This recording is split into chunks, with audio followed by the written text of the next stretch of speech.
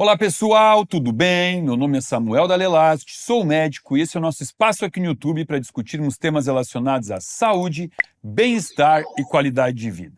Sejam todos bem-vindos a mais um vídeo aqui do meu canal, canal que ao longo dos 8, quase 9 anos de existência, teve sempre um único objetivo: levar a maior quantidade possível de informação para você, para te tornar o agente da própria saúde, né? Para que você possa trilhar essa jornada rumo a um processo de envelhecimento saudável, chegar lá na frente com o corpinho íntegro, são, com tudo funcionando perfeitamente.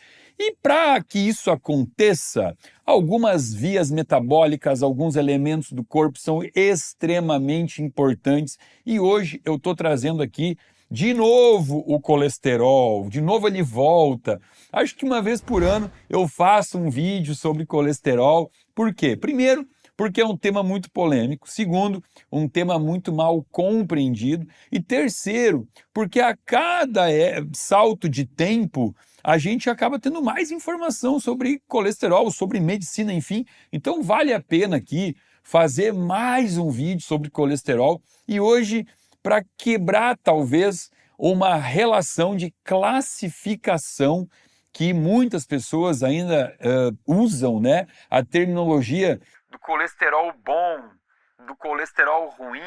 Será que é bem assim? Será que a gente pode dividir colesterol em bom e ruim?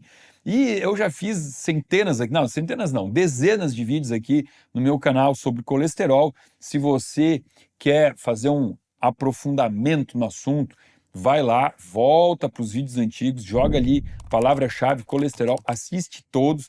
Já falei sobre a história do colesterol, já falei sobre a importância do colesterol para a vida, que hoje também vai estar aqui um pouquinho disso no nosso vídeo.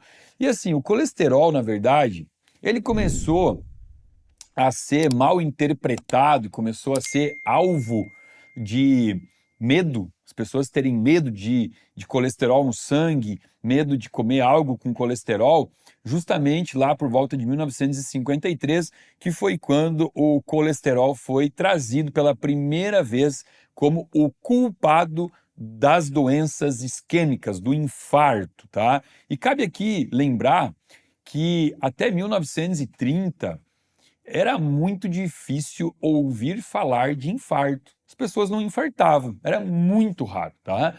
Em 1930, começaram os primeiros casos de infarto, isso foi crescendo, crescendo, até que hoje, no ano de 2026, o infarto é a principal causa de morte no mundo, é o que mais tira vidas, tá? Então vamos lá, se eu tinha uma questão, né, de uma doença que matava até 1930, vamos falar assim, 100 anos atrás, e que isso era extremamente raro, e hoje eu tenho isso como a primeira causa de morte no mundo, o que a gente tem que pensar? Porque essas informações que eu trouxe de números falam muito, né? O que a gente tem que pensar? Primeiro, a gente tem que pensar que a gente está fazendo alguma coisa que a gente não fazia até 1930, até 100 anos atrás, né? Porque lá não se infartava, agora se infarta demais. Onde é que está o erro? O que nós, seres humanos, estamos fazendo de tão errado para que a primeira causa de morte seja algo que no passado era raro, tá? E assim, obviamente, uma das primeiras respostas para isso é que, infelizmente, o que está sendo tentado, né, o que estão tentando fazer para mudar esse cenário é baixar o colesterol com medicamento, né, as estatinas, a atorvastatina, simvastatina, todas as estatinas. E por isso que não está dando certo, tá? E aí vamos entender um pouquinho sobre essa classificação que eu, Samuel, aprendi na faculdade quando fiz a cadeira de cardiologia. Aliás, antes mesmo da cardiologia, né, a gente tem algumas cadeiras mais básicas de bioquímica, lá eu aprendi sobre os lipídios, mas depois, quando eu fui realmente ser treinado no semestre de cardiologia, veio de novo essa classificação aqui, né? Que o colesterol bom, chamado de HDL, ele então é o colesterol importante para a vida, e o colesterol ruim, chamado de LDL, seria o colesterol que mata, né? A gente até, para decorar, lembro que na faculdade a gente usava assim, ó, logo Deus leva, né? Colesterol ruim. Hoje Deus livra, colesterol bom. É a regrinha para lembrar o que que é o bom, o que que é o ruim. Eu me formei médico, fui para o mercado de trabalho, né? Ser um profissional da área da doença. Primeiro eu me formei profissional da área da doença. Hoje eu trabalho como profissional da área da saúde, mas isso porque eu mudei um pouco a minha abordagem técnica dentro do consultório. Enquanto eu era profissional da área da doença, eu aprendi o seguinte, ó, que a gente deve olhar para o colesterol ruim e a gente tem que usar um nível, um marco, um número, né? Que esse colesterol teria que ser menor do que 100 e que o colesterol bom deveria ser maior do que 40 para homens e maior do que 50 para mulheres, tá? Então, primeiro que eu já aprendi a olhar esse separadamente desse, né? Ou seja, vamos supor que o paciente tivesse aqui uma mulher, né, com 120 de colesterol LDL, que estaria maior do que o 100 que eu aprendi, né? Mas supondo que ela tivesse um HDL de 85, poxa, olha só, esse daqui está muito maior do que se esperaria, né? O esperado era que tivesse maior que 50 é bom, né? 55 é muito bom, 60 é muito bom, mas 85 é maravilhosamente bom. Mas não importa. Pelo menos eu aprendi que não importava. Porque eu tenho que olhar o HDL separado e o LDL separado, né? E é uma grande mentira isso, porque a gente tem que olhar sempre a relação entre eles, tá?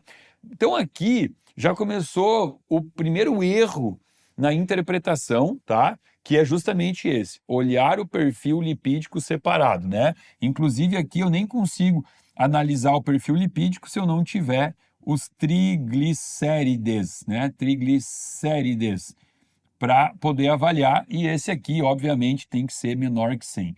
Então, vamos supor aqui que tu pegas um paciente com 120 ou 130 de colesterol LDL, mas o triglicerídeo dele é 57, o HDL é 85, a gente já começa a olhar com outros olhos, porque existe uma relação positiva aqui, tá? Bom, esse eu disse que foi o primeiro erro, né, em aprender a olhar tudo isoladamente, e assim, ó, hoje eu vejo que existe um erro muito maior do que olhar só o HDL, só o LDL ou só o triglicerídeo.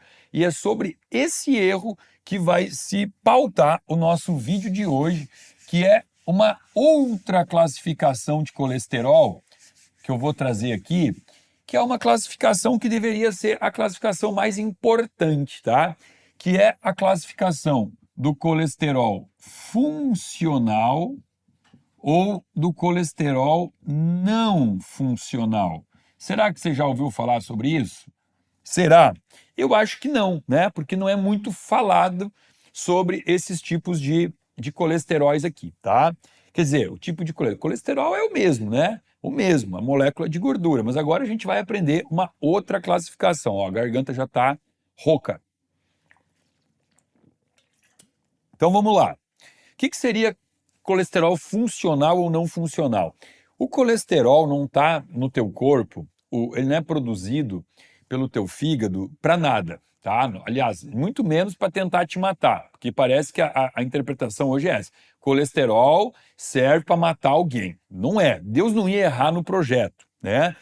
Deus criou uma enzima no nosso corpo chamada hidroximetilglutaril redutase, que é uma enzima que pega lá em cima a coenzima a CoA, e vai transformando em substratos, e um desses substratos é o colesterol, tá? Então, assim, ó, o fígado produz colesterol através da ação da enzima HMG-CoA redutase. Bom, muito bem. Por que o fígado vai produzir colesterol? Porque o colesterol, ele vai ser matéria-prima, primeiro, para quê? Para sintetizar um hormônio chamado hormônio D3, né? 25-hidroxicólicalciferol, chamado de vitamina D3, a gente sabe que é um hormônio. Então, olha só, do colesterol vem a vitamina D. Então, a gente fala aqui, ó, imunidade. Olha a importância do colesterol para o sistema imunológico, tá? O colesterol é a principal molécula que compõe a membrana de uma célula, tá? A gente chama de membrana lipídica.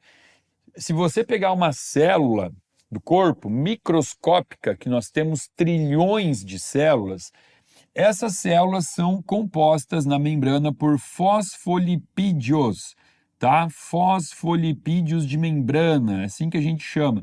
Ou seja, tudo molécula de colesterol. E esse colesterol que compõe a membrana da célula é a principal forma que essa célula tem de fazer as trocas. O que é troca? Trocar o que está fora poder entrar, o que está dentro poder sair. A célula fica trocando o tempo inteiro do meio extracelular de fora e o meio intracelular de dentro, tá? Então essa troca depende do colesterol funcional.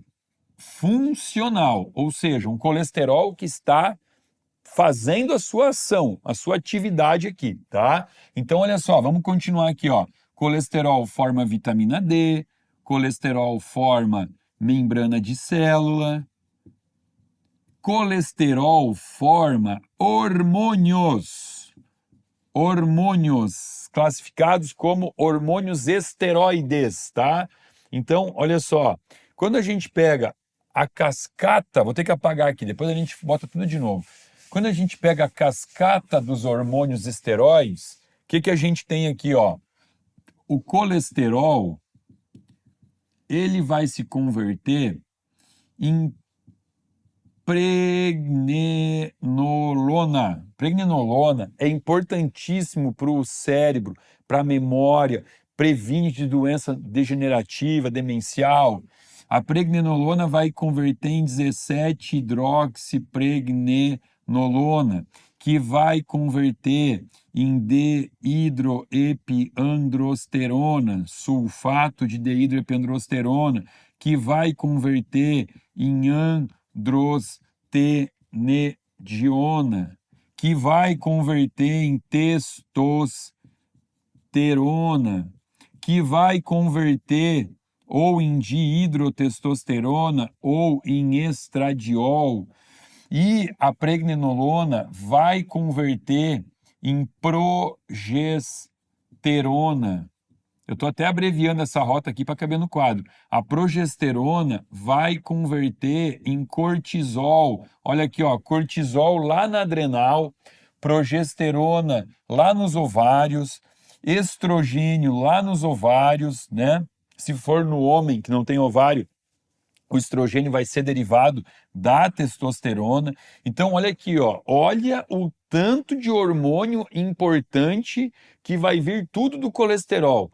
Progesterona, cortisol, que as adrenais produzem, deidroepiandrosterona, que é o DEA, testosterona, estradiol. O estradiol ainda por cima converte aqui em estrona, que é o estrogênio tipo 1. Então, olha o que eu estou falando para vocês.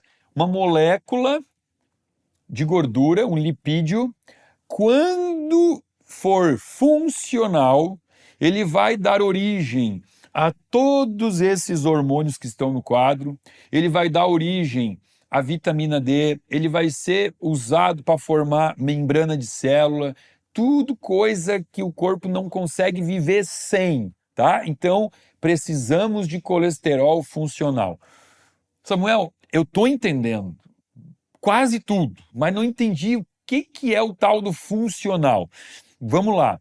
Acontece que se esse colesterol sofrer um processo oxidativo, que a gente vai chamar de peroxidação lipídica, olha aqui, ó, tem um nome bonito para isso, né?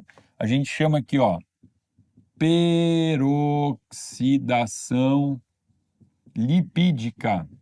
O que é isso? É o nome da oxidação do colesterol. Ou seja, no momento que você oxida a molécula de colesterol, você passa a ter um colesterol não funcional. Ele não serve mais para virar hormônio, para virar vitamina D, para formar bainha de célula, não serve para mais nada. Ele se torna um colesterol perigoso. Por quê? Porque no momento que o colesterol sofre a oxidação, ele passa praticamente a servir só para uma coisa, para vir aqui nas artérias e causar um entupimento, que a gente vai chamar de uma placa aterosclerótica ou arteriosclerótica, vai depender muito aqui, tá? Porque é uma placa de obstrução do fluxo sanguíneo que pode levar a um AVC, pode levar a um infarto, e isso tudo precisou de um colesterol não funcional ou um colesterol oxidado. É importante entender que o colesterol funcional não vem aqui virar teu inimigo, entupir tuas artérias. O colesterol funcional é a molécula de Deus. Ele só quer te ajudar. Se você, porventura, não for um bom administrador do teu corpo, você vai fazer com que o teu corpo se torne um corpo oxidativo. Um corpo, oxidativo não, porque oxidar é necessário. Não ficou legal essa expressão. A gente tem que oxidar, muito pouco. Agora, quando o teu corpo se torna um corpo inflamado, esse termo está melhor, você passa a transformar uma molécula perfeita, funcional, indispensável à vida, você transforma ela numa molécula que só tem uma função, matar você, entupir as artérias, fechar o fluxo de sangue, tá? Samuel, mas agora eu tô assustado, como é que eu faço para não oxidar meu colesterol? Aí é que vem o X da questão, e é para isso que eu estou aqui há 9 anos, já fiz diversos vídeos aqui para vocês falando justamente sobre essa questão inflamatória, tá? Isso a peroxidação lipídica, ela é fruto de uma série de erros na administração do corpo, né? O estresse constante, uma alimentação cheia de farinha, de açúcares, de embutido, de alimentos superprocessados, a falta adequada de água, tá? Não é suco, é água, não é café. Tomar água de qualidade ao longo do dia. Quando você tem pouca massa muscular, sabia que ter pouco músculo no corpo aumenta a oxidação do colesterol? Quando você tem aumento da barriga, o principal fator de peroxidação lipídica é aumento da circunferência abdominal.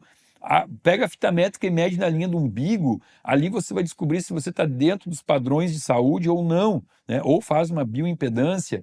Então, quando você está com o teu corpo pró-inflamação, pró-inflamado, você começa a gerar, então, aqui a oxidação do colesterol. Nós medimos isso através de alguns indicadores, tá? Os primeiros indicadores aqui seriam o seguinte, ó, os mais fáceis, com os exames mais básicos que você tem na mão, é você pegar o colesterol total e dividir ele por HDL, pela molécula HDL, né? Essa divisão, ela tem que ser menor do que 4, tá? Isso aqui é o básico do básico, para começar a pensar se tem que se preocupar ou não, tá? A segunda pontuação seria a gente pegar aqui a apolipoproteína B e dividir ela pela apolipoproteína A. Só para ficar claro, a apolipoproteína B, ela está associada ao LDL, a apolipoproteína A associada ao HDL. Essa relação de ApoB dividido por ApoA, ela deveria ser menor do que 0,6, tá? Então aqui eu estou dando dicas relacionadas ao colesterol. Vamos passar para um segundo ponto. O que seria um agente muito oxidativo? A tal da ferritina. Um exame que muitos anos atrás não se pedia, né? Hoje em dia os médicos estão pedindo, mas infelizmente estão aceitando números muito grandes. A ferritina, ela significa que você tem excesso de ferro na forma ferrosa. tá? O ferro ferroso. E o ferro ferroso, ele vai ser protagonista de uma reação chamada reação de Fenton. E a reação de Fenton vai produzir um radical livre chamado radical superóxido. E o radical superóxido é o radical livre mais perigoso do corpo. Ele gera um status inflamatório muito grande que oxida demais o colesterol. Então a ferritina, assim, ó, sendo muito generoso, eu daria um limite máximo de 300 de ferritina. E eu estou sendo generoso, tá? Porque o ideal é que fosse menor do que isso. Uma ferritina menor que 150 é luxo, é ostentação. Outros marcadores importantes aqui, ó, ácido úrico menor do que 5,4, e não aquele valor de referência que fala até 7, 7,5. Gama-glutamiltransferase, uma enzima hepática que vai aumentar quando você tem um estresse oxidativo hepático, e o fígado estressado, estresse oxidativo hepático, ele também gera peroxidação lipídica, um gama-GT inferior a 23. Outro marcador aqui, fibrinogênio, menor do que 300. Outro marcador, insulina.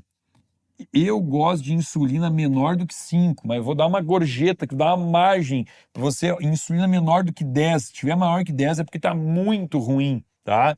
Outro marcador importantíssimo, homocisteína, também gosto menor que 8, mas vou dar uma gorjeta aqui, vou botar 10. Olha aqui, ó, a gente está mapeando aqui os indicadores para você olhar para o corpo de um paciente e entender se esse paciente ele está realmente usando o colesterol funcional dele para virar substâncias boas, ou ele está entupindo as artérias, né? E claro, aqui faltou colocar aqui, ó, vamos puxar um cantinho aqui, um puxadinho, a proteína C reativa, mas não a quantitativa, a qualitativa, que chama PCR-U, proteína C reativa ultrassensível, tá? E aqui, o valor de referência daí depende se é em nanograma por decilitro, picograma. Aí você vai olhar, sempre vai vir um valorzinho de referência que vai falar assim, ó, que ela tem que ser menor do que 1,0 ou, a depender da unidade usada aqui, menor do que 0,1. Mas isso está escrito ali no exame, é só você olhar. Tem que estar menor do que aquele valor que o exame trouxe para você. Então, olha como fica fácil de mapear aqui e entender se eu tenho que me preocupar com o colesterol do paciente ou não. Porque, às vezes, o paciente vai ter um colesterol mais elevado, realmente, mas é um colesterol que não me assusta, não é oxidado, e está tudo certo, acompanha o paciente e ponto final. Então, no ano de 2026, a gente já não pode mais cometer alguns erros como cometemos no passado, de sair prescrevendo estatina para paciente só porque o colesterol dele está fora daquelas referências estabelecidas na época que o Guaraná vinha com rolha, né? 1800 e Guaraná com rolha. Então, assim, ó, acabou. Hoje a gente tem que ser médico, que vai além, que estuda o paciente, que traça um perfil do paciente, analisa como é que está o metabolismo desse paciente.